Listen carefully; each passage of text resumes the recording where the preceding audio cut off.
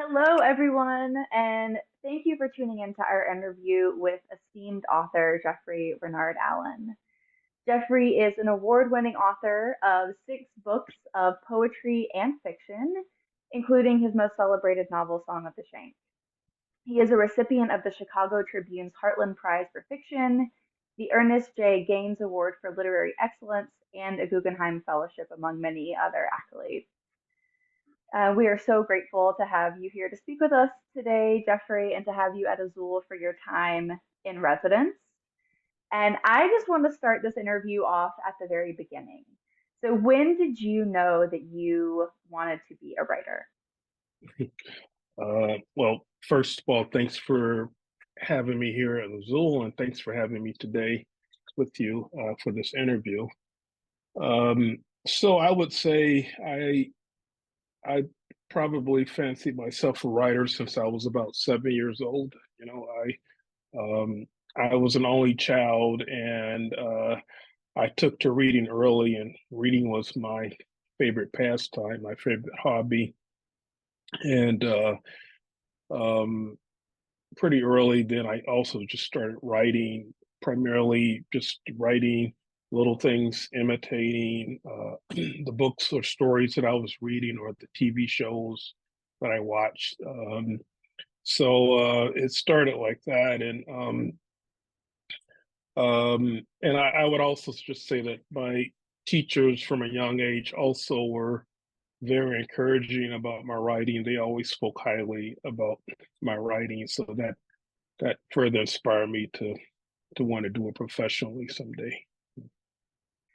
You talked a little bit about imitating as kind of that initial form of your process. I'm curious, I'm always curious to ask writers, what has been the most impactful book or author on your practice? Oh, wow. Yeah, that's always a hard question to answer. So I guess I could give several answers. So just going back to when I first started writing as a kid, and into my teens. Back then, well, it might be helpful to say that I grew up as a poor kid in Chicago, and I didn't have a larger community that was book savvy. So I just discovered books of my own, and you know primarily, and things at the library. So which is a way of saying that I never heard the word literature until I was in college, actually, when I was 18 or something. So up until then, I just read for pleasure.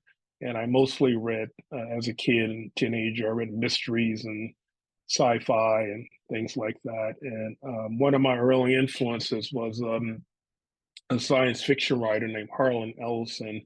I don't know if people remember him or still read him anymore, but I was a big fan of his work, and he also was he was a very opinionated man, um, and it was often very critical of other sci-fi writers, and then he also would sing the praises of writers that he liked, and so the writers that he recommended, I also began to read those writers, and it was through Ellison that I first heard of let's say writers like Kurt Vonnegut. He considered Ellison considered Kurt Vonnegut a sci-fi writer, and at a certain point, I actually read Kurt Vonnegut, and he became my favorite writer for a while.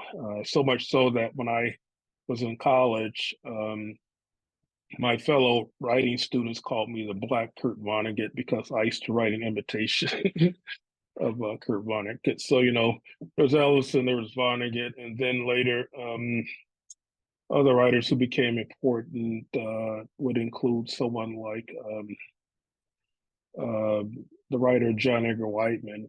Um, he's an African American writer from Pittsburgh, and I've been reading his work for more than 40 years, and or I'm also fortunate to be a friend with him and count him as a mentor.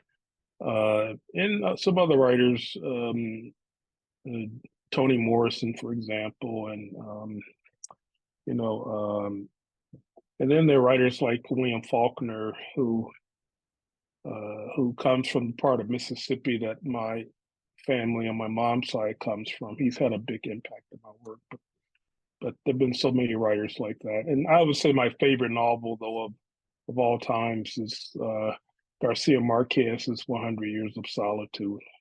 I love the way that the book delights in the process of storytelling, and for that reason, it's one of my favorite books to read. So, yeah. That's What about, great. Thank you for sharing all of that. Yeah, yeah. that's interesting about Ellison that he was kind of like your gateway into all these other authors. For someone who is just kind of getting their feet wet in your work, where would you recommend they start reading? It's a good question because I think I have the reputation of being a difficult writer for most readers, and so much so that even many of my friends don't finish my books. But but well, I think my publisher will be upset if I didn't mention my latest book, which is came out last year, Fat Time and Other Stories. I would say, in fact, maybe my short stories might be a good starting point for a reader who wants to know my work, to learn my work. So I've done two books of stories. The first one is called Holding Pattern, and then the second one, as I mentioned, is called Fat Time and Other Stories. So yeah, I would maybe recommend starting with the stories. Yes. Okay, that's great advice, and I like your precaution there too. Can you tell us a little bit about your most challenging project? Oh, that's a good one. So I feel like the book I'm working on now was probably that, but maybe I'll talk about a previous work. So my last novel was called came out 2014, almost 10 years ago. It's called Song of the Shank, and it's a novel that's loosely based on a real person. His name was Thomas Green Wiggins. He was born a slave in Georgia in 1849, and he then went on to become this musical prodigy, performing from the time he was about 6 years old. His stage name was Blind Tom. Uh, so I first read about, well, let's see, I first heard about Blind Tom's story when I was reading another book in 1998, and uh, and he just seemed like a sort of a fascinating character for a novel, and I was curious to what I could do with him. So the thing about Tom is, he was, I mentioned, he started performing when he was about 6 years old. He was the first African American to perform at the White House, and that was when he was about 10. So that would have been 1859. And then his career really soared, so much so that he was, by by some people's account, he was the most famous pianist of the 19th century, or at least for a time. And so I was really fascinated by the fact that there was this celebrity figure, this famous black musician who no one essentially talks about anymore, who's been lost to history and to obscurity. And I was curious about how that could have happened. Um, and I was also curious about his abilities as a musician and composer and other things, and just the whole story around him. So the long and short of it is, so first heard about him in 1998, but I didn't finish my book about him until 2013. So it was a long writing process. It took me a few years to figure out how to make a novel out of his story, and then it took me about 10 years to write it. So I would say that's so far that's been my most challenging project. Yeah, thank you for sharing that. That sounds really, really fascinating. I was reading some reviews of that work and just requested it from my local library. So I'm really excited to read it, especially after hearing you talk about it. I should Um, mention that recently I collaborated with a couple other people to do a stage version of the piece, "Song of the Shanks." So it was performed actually in Frankfurt and Vienna last year. So my collaborators are a musician and musicologist named George Lewis, and another man named Stan Douglas, a visual artist. And we're hoping to do some additional performances of the stage version. So it still has a life in that way. Yeah. That is really exciting. How much control or of a voice do you have in that adaptation? I had a lot because this was a fairly small production. Essentially, George Lewis made it happen. So he when after my book came out, he told me he wanted to do an opera based on it, and it took many years for him to find someone who was interested in sponsoring it. So it's not a full opera, but it's more like a monodrama. But the way it worked is George told me to write a libretto, and then in turn he wrote the music, and then Stan Douglas collaborated to come up with a visual look for the piece. So yeah, but I essentially wrote an entirely new piece for the musical production. It's not anything taken directly from the novel.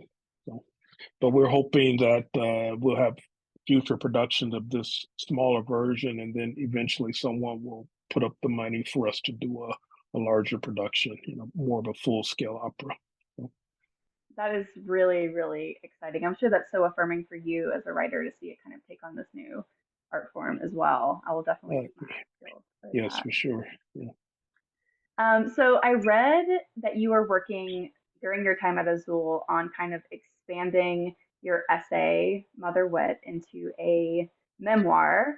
And for those of you who have not read Jeffrey's work, this essay, Mother Wit, is available on his website, and it is completely amazing. It deals with illness and grief and nostalgia and violence.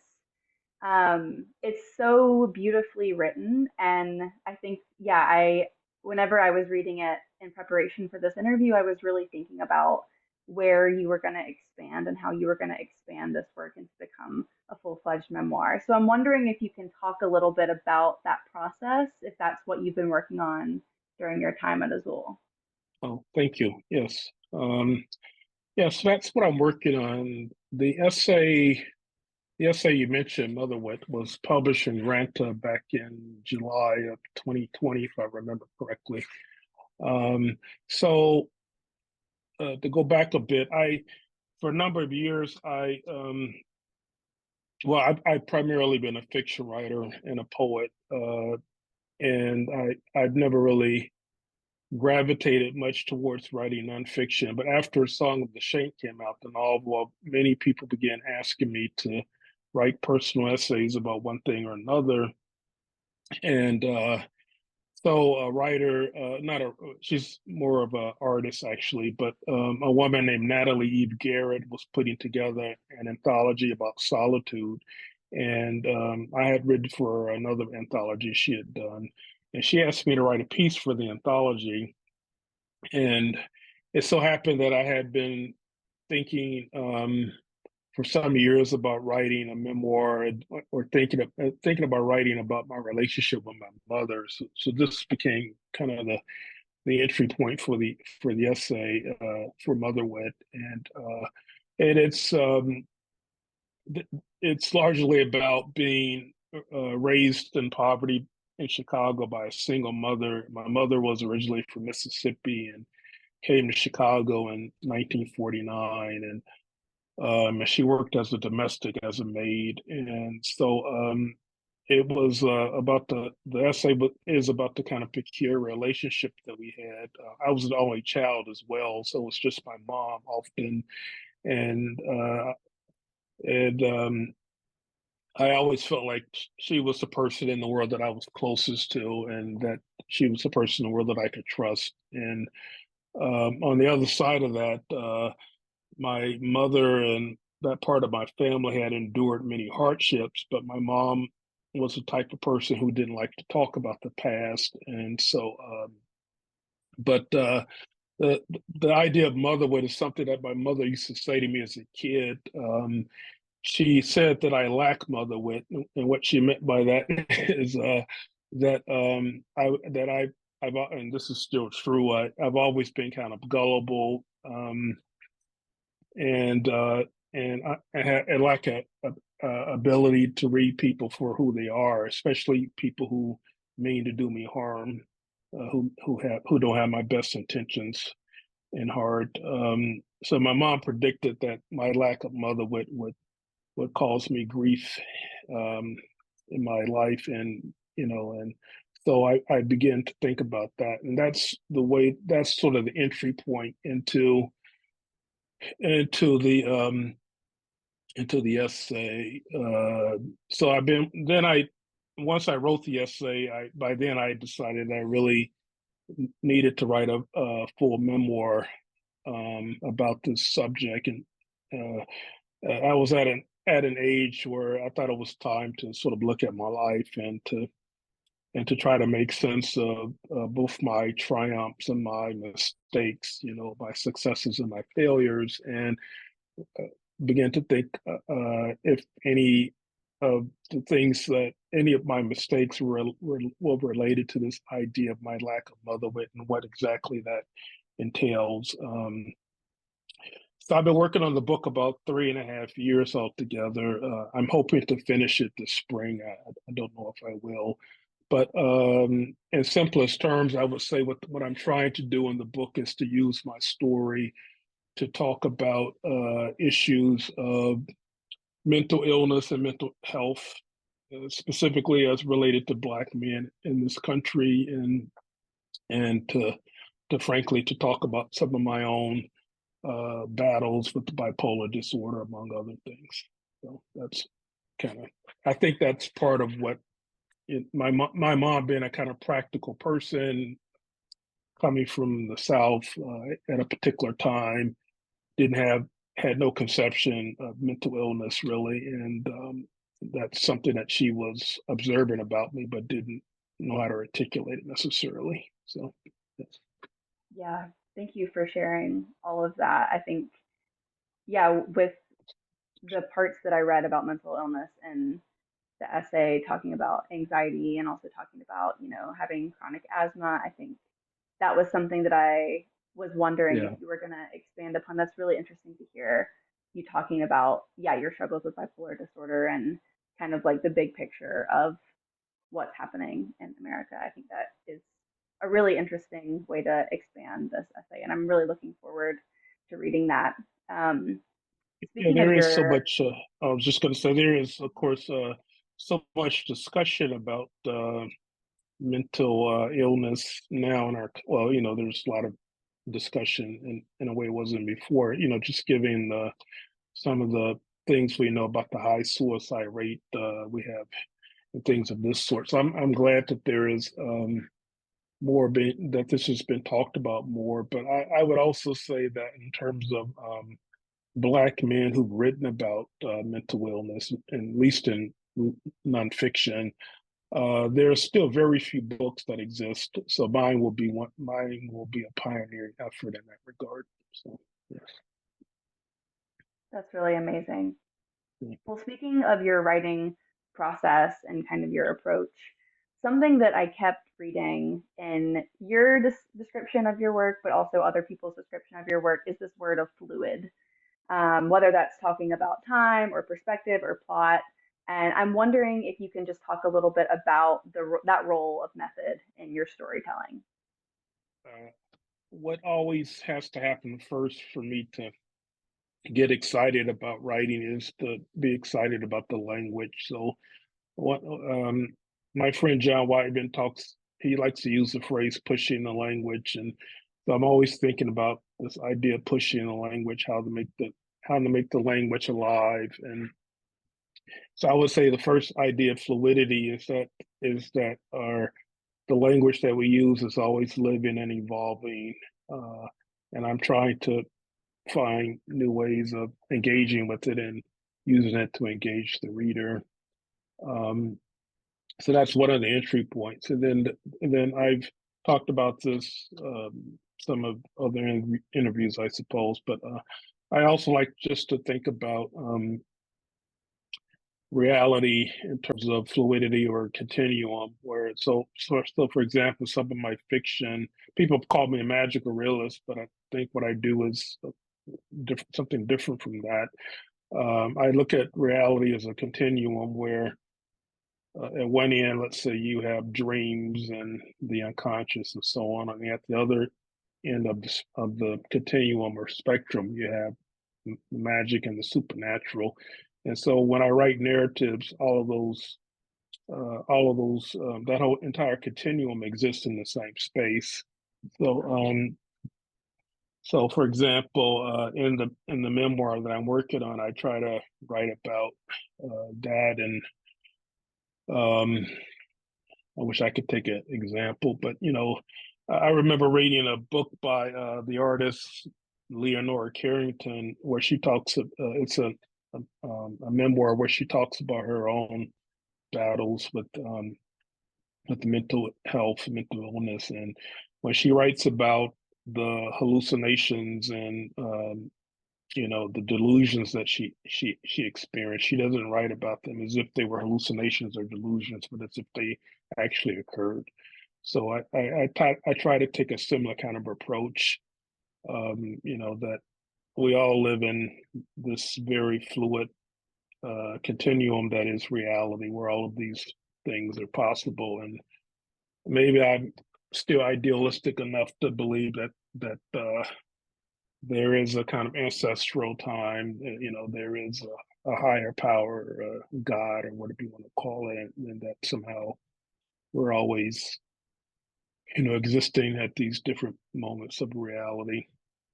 And in a similar way, I approach time like that too. What I would like to call an African sense of time, where the past, the present, and the future exist all in kind of all at once, and it's kind of a sea. So that's this idea of the fluidity of time, the fluidity of reality or cosmology, and then the fluidity of language. Those are sort of the three ways I think about it, if that makes any sense. That makes perfect sense. Yeah, that was a very poetic description. I love that you said the sea. It's like a sea. I think that's really, really beautiful. And I think that comes across in your writing for sure. Um, my last question for you is, what is your writing process like? Are you a music person? Are you in full silence? Do you leave it and come back to it after a certain amount of time? I'm just wondering if you can give us like an inside scoop of what your writing process, the logistics looks like. Oh, okay. Well, I would say there are two different ways I approach writing. When I'm in normal basis, daily, you know, if I have a good day or an ideal day, I get up early. I'm an early bird. I'm up by 4:30. I like to take an early morning walk before the sun comes up, and then I come back, get dressed, and start writing. And I usually write for about 4 hours, and then at some point later in the day, I may prepare some notes for writing the next day or something like that. Uh, I write in silence. Music, I love music, and music is an important aspect of who I am. But I can't write to music; it's distracting for me. So I write in silence. And when I was younger, I used to have the kind of patience to just sit and wait for things to come, sit at the computer or the typewriter, wait for things to come. But my process now is a little different. So I tend to do a lot of reading uh, when I'm writing. So that's my normal routine. But when I'm here at a residency, like here at Azule, I try to write. I try to put it in, um, 10 to 12 hours if I can. So I will, I write I write most of the morning, work most of the morning, have lunch, and then work the afternoon and evening. And I'm usually in bed by 8 or 9 o'clock, something like that. So here um, I'm just working, I'm just putting more hours in it. And part of the time is actual writing. And a lot of it also, though, is reading. I read different things and it's reading has become a way of thinking about writing for me. And so I can just pick up a book of poems and start reading, and when I have an idea, then I'll go to the computer and um, I'll type a line in as part of a chapter in progress. So that's kind of, I'm a slow writer. It usually takes me several years to finish anything, and yeah, that's pretty much how it works for me. So, That's great. Thank you. Yeah, 4:30. That's an early morning. yeah. Yeah, I'm glad that you talked about how it's kind of different at a residency program. That was what I was going to follow up with, was just how your routine has changed since you've been there. Yeah. Well, thank you so much, Jeffrey. This was Thank you. so fascinating. I know I asked you a lot of questions, but we are just so thrilled that you're here with us and are really excited to follow along with your practice. Well, I'm honored to be here. Thank you for having me.